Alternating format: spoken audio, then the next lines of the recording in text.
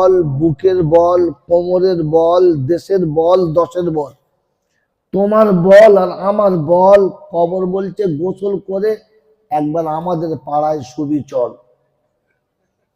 অর্থের গরম, ডিগ্রির গরম, রূপের গরম, যৌবনের গরম, বাপের গরম, বেটার গরম, লাঠির গরম, পাটির গরম, নেতার গরম, নীতির গরম, দিল্লিতে দাদার গরম, কলকাতায় দিদির গরম, বাঁশতলায় গেলে ফুল নরম।